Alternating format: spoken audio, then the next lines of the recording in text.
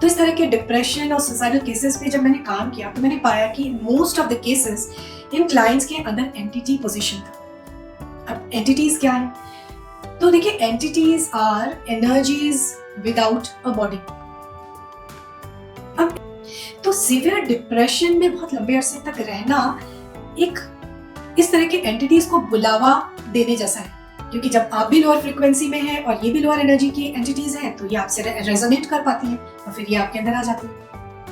और वंस ये आपकी बॉडी में आती है, आपकी एनर्जी में आती है, तो फिर काफी हद तक ये आपके थॉट्स को भी कंट्रोल कर पाती है। और जब आप सीवियर डिप्रेशन में होते हो तो ये एनर्जीज सुसाइडल थॉट्स भेजने का काम करती है। भी मैंने देखा है ज्यादातर केसेस में, स्पेशली इंडियन पेरेंट्स, मुझे समझ में नहीं आता क्यों उन्हें लगता है कि बच्चे को थप्पड़ मारना हर चीज का इलाज होता है। मतलब कोई भी प्रॉब्लम घर में हो, मैं तो एक थप्पड़ लगाऊंगी, तुम्हारा सारा डिप्रेशन निकल जाएगा। ये फालतू की बातें मत करो, खाओ पियो, अच्छे से घूमो फिरो, बातें करो, दोस्तों से मिलो, लाइफ को एंजॉय करो, तुम बिल्कुल ठीक हो, तुम्हें कुछ नहीं हुआ, मेरा एक थप्पड़ तुम्हें ठीक कर देगा। आप सभी को दीप्ति शेखर का नमस्कार। लीजिए, मैं आ गई आप लोगों के समक्ष फिर से एक बार नई वीडियो लेकर, और इस बार की वीडियो का टॉपिक है डिप्रेशन। डिप्रेशन जो कि वर्ल्ड हेल्थ ऑर्गेनाइजेशन के अनुसार आज दुनिया का सबसे बड़ा मेंटल हेल्थ डिसऑर्डर है। तो आज की वीडियो में मैं डिप्रेशन से रिलेटेड कुछ हैरान करने वाले फैक्ट्स मैं आप लोगों के साथ शेयर करने वाली हूँ, जो कि मेरी थेरेपी सेशंस के दौरान जो बातें निकल कर आई हैं। प्लस मैं बात करूंगी कि डिप्रेशन से हमें निकलने में जो 3 मेजर हर्डल्स जो हम फेस करते हैं वो क्या है। और पहले भी मैंने डिप्रेशन को लेकर वीडियो बनाया है कि डिप्रेशन क्या है, इसके सिम्टम्स क्या हैं, क्योंकि मैं समझती हूँ कि देखिए आज हम सभी को डिप्रेशन के सिम्टम्स ज़रूर से समझने चाहिए, ताकि अर्ली ऑन इस बीमारी को हम पकड़ सकें और जल्दी इससे निकल सकें, इससे पहले कि मामला सीवियर हो जाए। तो इस वीडियो का लिंक मैंने डिस्क्रिप्शन बॉक्स में शेयर कर दिया है। उम्मीद करती हूँ कि ये वीडियो आप लोगों को पसंद आएगी। वैसे भी देखिए, डिप्रेशन जब माइल्ड स्टेज में होता है, अर्ली स्टेज में होता है, तो ज़्यादातर लोग 3-4 महीने के अंदर ऑलमोस्ट 40% लोग निकल आते हैं अपने आप ही, बिना किसी थेरेपी के, बिना कोई एक्शन लिए, बिना कुछ एक्स्ट्रा एफर्ट के, अपने आप ही 3-4 महीने में डिप्रेशन से निकल आते हैं। और 80% लोग 1 साल से कम में अपने आप ही, अगर कुछ ना भी करें तो भी डिप्रेशन से निकल आते हैं। पर डिप्रेशन अगर सीवियर हो जाए तो फिर 1 साल से ऊपर, 2 साल, 3 साल, कितना वक्त लगेगा निकलने में ये कहना मुश्किल हो जाता है। और सीवियर डिप्रेशन एक डरावनी सी स्थिति है, क्योंकि एक तो फिर सुसाइडल थॉट्स आने लगते हैं, वो स्टेज खतरनाक होती है। और दूसरी बात ये है, क्यों मैं डरावनी स्थिति बोल रही हूँ, क्योंकि हमारे थेरेपी सेशंस में कुछ ऐसे फैक्ट्स निकल कर आए हैं जो बहुत ही कंसर्निंग है। तो क्योंकि देखिए, मैं एक थेरेपिस्ट हूँ और मेरे पास कई सारे डिप्रेशन के केसेस आते हैं। कुछ केसेस ऐसे भी आते हैं जिसमें क्लाइंट ने सुसाइड अटेम्प्ट किया, फिर उनको बचा लिया गया और फिर उनके परिवार के लोग उसको थेरेपी के लिए मेरे पास लेकर आए। तो इस तरह के डिप्रेशन और सुसाइडल केसेस पे जब मैंने काम किया तो मैंने पाया कि in most of the cases in clients के अंदर एंटिटी पोजीशन था। अब एंटिटीज क्या है? तो देखिए, entities are energies without a body. अब इस यूनिवर्स में सब कुछ तो एनर्जी है, हम भी एनर्जी हैं, हम भी सोल है, आत्मा है, एनर्जी है, right? But we have a body, हमारा एक फिजिकल बॉडी है, हम इस फिजिकल बॉडी में एग्जिस्ट करते हैं। मगर इस यूनिवर्स में बहुत सारी ऐसी एनर्जीज हैं जो विदाउट बॉडी एग्जिस्ट करती हैं। अब इसके 2 कैटेगरीज हो सकते हैं, एक है नॉन ह्यूमन एनर्जीज और एक है ह्यूमन एनर्जीज। तो ह्यूमन एनर्जीज वो हैं जो पहले ह्यूमन बींग्स रह चुके हैं, after death for some reason वो यहाँ से निकल नहीं पाए, एंड अब वो एनर्जी के फॉर्म में इस स्पेस में एग्जिस्ट करते हैं। बहुत सारे नॉन ह्यूमन एनर्जीज भी हैं जो कभी इंसान रहे ही नहीं, और इसका एक बहुत बड़ा कैटेगरी है नॉन ह्यूमन एनर्जीज का, जो हमारे आसपास, हमारे स्पेस में होती है, हालांकि हम इनको कभी देख नहीं पाते, पर ये एग्जिस्ट करते हैं। अब मेरे थेरेपी सेशन से मैंने ये पाया है कि जब एक पर्सन बहुत लंबे अरसे तक डिप्रेस स्टेट में रह जाता है तो उसका वाइब्रेशन, उसका फ्रीक्वेंसी बहुत लो चला जाता है। वो लोअर वाइब्रेशन में, लोअर फ्रीक्वेंसी पे वो वाइब्रेट करने लगता है। और क्योंकि ये जो एनर्जीज हैं हमारे स्पेस में ये भी बहुत लोअर फ्रिक्वेंसी एनर्जीज होती है, ज़्यादातर, सारी तो नहीं मगर ज़्यादातर। और ऐसे में ये ऐसे क्लाइंट्स को, ऐसे लोगों के एनर्जी में, बॉडी में ये आ जाती हैं जो बहुत लंबे अरसे तक डिप्रेस स्टेट में रहते हैं। तो सीवियर डिप्रेशन में बहुत लंबे अरसे तक रहना एक इस तरह के एंटिटीज को बुलावा देने जैसा है, क्योंकि जब आप भी लोअर फ्रिक्वेंसी में हैं और ये भी लोअर एनर्जी की एंटिटीज हैं तो ये आपसे रेजोनेट कर पाती हैं और फिर ये आपके अंदर आ जाती हैं। और वंस ये आपके बॉडी में आती है, आपकी एनर्जी में आती हैं, तो फिर काफ़ी हद तक ये आपके थॉट्स को भी कंट्रोल कर पाती हैं। और जब आप सीवियर डिप्रेशन में होते हो तो ये एनर्जीज सुसाइडल थॉट्स भेजने का काम करती है और लोगों को, डिप्रेस्ड लोगों को सुसाइड अटेम्प्ट करने के लिए प्रेरित करती है। और ये एक बहुत ही डेंजरस चीज़ है जो कि मैंने थेरेपी सेशन से काफ़ी केसेस में ये बातें निकल के आई। इनफैक्ट कल ही मैंने एक थेरेपी सेशन किया जिसमें एक लेडी जो कि अपनी मदर इन लॉ से बहुत अनॉयड, इरिटेटेड थी, बहुत गुस्से में थी और चिड़ी हुई थी अपनी मदर इन लॉ से बहुत ज़्यादा, बहुत लंबे अरसे तक इस मेंटल स्टेट में थी। उनके अंदर भी एंटिटीज थी। तो जनरली मैंने पाया है कि जब आप लोअर फ्रिक्वेंसी इमोशंस में आप जाते हो, बहुत ज़्यादा गुस्सा, नफरत, किसी से बहुत ज़्यादा चिढ़ना, जेलसी, है ना, और डिप्रेशन जैसी चीज़ों में आप बहुत लंबे अरसे तक रह जाते हो क्योंकि ये बहुत लोअर वाइब्रेशन इमोशंस है। तो आप एंटिटीज़ को आप काइंड ऑफ बुलावा भेजते हो कि आप मेरे अंदर आके रह सकते हो, राइट। तो इसलिए ये बहुत ज़रूरी है कि अगर आपको या आपके आसपास किसी अपने को आप देख पा रहे हो, समझ पा रहे हो कि वो डिप्रेशन में है, तो इमीडिएटली आप थेरेपी सेशन बुक करें, क्योंकि सीवियर डिप्रेशन के लिए therapy is the best option, right. तो चलिए अब बात करते हैं कि डिप्रेशन से निकलने में हमें सबसे बड़े हर्डल्स जो हमारी लाइफ में आते हैं वो क्या।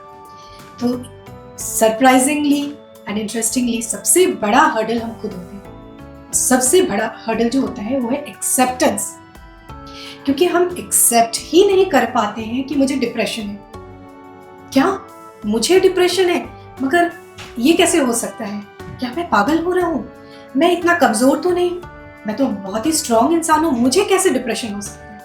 हाँ, मैं थोड़ा थका हुआ फील कर रहा हूँ, एग्जॉस्टेड फील कर रहा हूँ, थोड़ा सैड भी हूँ, मेरा किसी से बात करने का दिल नहीं कर रहा, खाने पीने का भी आजकल मन नहीं करता, ये बातें ज़रूर है, मगर ये डिप्रेशन नहीं है। मैं ठीक हो जाऊँगा, कुछ दिन रेस्ट करूँगा ना, मैं ठीक हो जाऊँगा, मुझे डिप्रेशन नहीं हो सकता। भला मैं क्या पागल हूँ कि मुझे डिप्रेशन होगा? मैं क्या कमज़ोर हूँ? भाई, डिप्रेशन को इतना बड़ा ईगो इशू ना बनाए, इतना ये मैटर ऑफ शेम ना बनाए।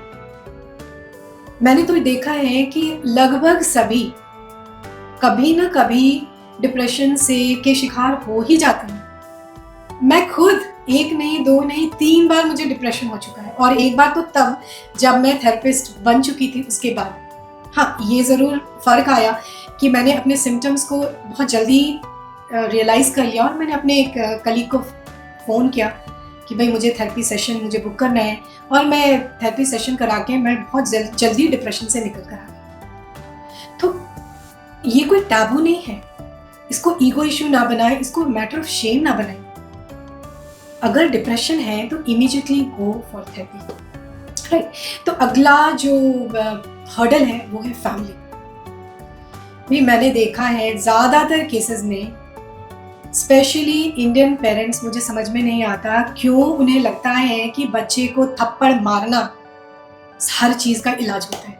मतलब कोई भी प्रॉब्लम घर में हो, मैं तो एक थप्पड़ लगाऊंगी, तुम्हारा सारा डिप्रेशन निकल जाएगा। ये फालतू के बातें मत करो, खाओ पियो, अच्छे से घूमो फिरो, बातें करो, दोस्तों से मिलो, लाइफ को एंजॉय करो, तुम बिल्कुल ठीक हो, तुम्हें कुछ नहीं हुआ, मेरा एक थप्पड़ तुम्हें ठीक कर देगा। काश कि आपके थप्पड़ सारे बीमारियों का इलाज होते, तो हम थेरेपिस्ट की कभी ज़रूरत ही नहीं पड़ती, राइट। तो एज अ फैमिली अगर आप देख पा रहे हो कि आपके किसी अपने को डिप्रेशन है, अगर वो आके बोल रहा है कि मैं डिप्रेस्ड फील कर रहा हूँ, टेक इट सीरियसली, क्योंकि ना आपका थप्पड़ ना आपका प्रवचन कुछ काम आने वाला नहीं है। And be patient with a person जो डिप्रेशन में है, please be patient with them, try to understand them. आपको आपकी अंडरस्टैंडिंग और फैमिली का सपोर्ट बहुत बहुत बहुत इम्पोर्टेंट है, राइट। और तीसरा जो स्ट्रगल हमारे साथ होता है that is with the doctor. I am sorry to say, क्योंकि देखिए डिप्रेशन एक मेंटल हेल्थ कंडीशन है, और ऐसे में अगर आप एक डिप्रेस्ड पर्सन को एक जनरल फिजिशियन के पास ले जा रहे हो तो क्या फ़ायदा होगा। इट इज़ डॉक्टर चेकअप करके क्या बता देगा, हो सकता है आप अदरवाइज सब कुछ ठीक है ना। हाँ, फिर भी मैं ज़रूर सजेस्ट करूँगी कि अगर कोई डिप्रेस्ड है आप उसको डॉक्टर के पास लेकर जाएं। अगर आपको लग रहा है कि कोई बहुत थका हुआ फील कर रहा है, लो मूड है, ठीक से खा पी नहीं रहा, बहुत लो एनर्जी फील कर रहा है, तो डॉक्टर के पास ज़रूर से लेकर जाएं, एक चेकअप करा लें। हो सकता है विटामिन डी की कमी हो सकता है, क्योंकि विटामिन डी से भी काफ़ी फटीग फील कर सकते हैं हम। विटामिन बी की कमी हो सकती है, मैग्नीशियम, जिंक की कमी हो सकती है, हो सकता है एनीमिया हो या अदर डेफिशिएंसीज हो सकता है जिससे लो फील हो रहा हो, फटीग, एक्सॉशन फील हो रहा हो, तो चेकअप ज़रूर से करा लें डॉक्टर से। फिर डॉक्टर से चेकअप के बाद अगर सब कुछ सारा रिपोर्ट ठीक है और बच्चा फिर भी, वो पर्सन फिर भी डिप्रेस्ड फील कर रहे हैं, तो चांसेस है कि ये डिप्रेशन ही है। तो ऐसे में बेहतर होगा कि आप एक, क्योंकि एक मेंटल हेल्थ डिसऑर्डर है, आप एक मेंटल हेल्थ एक्सपर्ट के पास थेरेपी सेशन बुक कर, राइट। देखिए डिप्रेशन जहाँ तक मैं समझती हूँ it's a waste of time. खासकर अगर सीवियर डिप्रेशन हो गया है किसी को, तो नॉर्मल सर्कमस्टांसेस में उसको डिप्रेशन से निकलने में 1 साल, 2 साल, 3 साल, पता नहीं कितना वक्त लगे। और पूरे इस पीरियड के दौरान जब पर्सन डिप्रेस्ड फील कर रहा है तो वो बिल्कुल प्रोडक्टिव नहीं रह जाता है, क्योंकि उसका किसी काम में दिल नहीं लग रहा है, ना ऑफिस में दिल लग रहा है, ना घर के कामों में दिल लग रहा है, ना पढ़ाई में मन लग रहा है, ना किसी काम पे फोकस कर पा रहे हो, ना किसी से आपका बात करने में दिल लग रहा है, आप बिल्कुल खुश ही नहीं हो, यू आर नॉट हैप्पी। ना आप खुश हो, ना आपके अपने खुश हैं, क्योंकि जो डिप्रेस्ड है वो तो दूसरों से हर बात को लेकर इरिटेटेड, एनॉयड फील कर रहा है। तो मूड खराब है, खुशी नहीं है, दूसरे भी नाखुश हैं, आपके रिश्ते खराब हो रहे हैं, कोई काम ढंग से नहीं हो पा रहा है, जिंदगी तो आप जी ही नहीं रहे हो। ऐसा लगता है जैसे ड्रैग कर रहे हो, you are just dragging your life, क्योंकि जिंदगी है, जीना है, तो किसी तरह खींच रहे हो आप जीवन को, जी नहीं रहे हो। और जब आपका डिप्रेशन से जब आप फाइनली निकल के आओगे और पीछे मुड़कर देखोगे तो आपको लगेगा कि मैंने 1 साल, 2 साल, 3 साल जैसे ये पूरा वक्त मैंने अननेसेसरली वेस्ट कर दिया, रिश्ते खराब कर लिए, हेल्थ खराब कर लिया, मूड तो खराब रहा, स्वलग कुछ भी प्रोडक्टिव नहीं। Why waste so much time? जब थेरेपी पॉसिबल है, जब आप इससे क्विकली निकल कर आ सकते हो, it's always better to go book a therapy session with a mental health expert, right. तो देखिए जहाँ तक माइल्ड डिप्रेशन का सवाल है, मैं समझती हूँ माइल्ड डिप्रेशन में हर बार थेरेपी की ज़रूरत नहीं पड़ती, बहुत हद तक आप नॉर्मली भी आप निकल आते हो एक शॉर्ट पीरियड में। तो अगली वीडियो में मैं ज़रूर से बताना चाहूँगी आपको कि अगर आपको हल्का फुल्का डिप्रेशन का सिम्टम्स लग रहा है तो ऐसे में आपको कौन से स्टेप्स लेने चाहिए ताकि डिप्रेशन से आप जितना हो सके क्विकली आप खुद को निकालें। So that is all for now. I hope आपको ये इन्फॉर्मेशन अच्छी लगी हो, ठीक लगी हो, और डिप्रेशन के सिम्टम्स को मैं सजेस्ट करूँगी ज़रूर से आप पहचाने जानें, ताकि आप खुद को बचा सके, आप अपने को सेव कर सकें। So till next video, take good care of yourself and take good care of your own mental health, because दूसरे को कभी भी ब्लेम ना करें।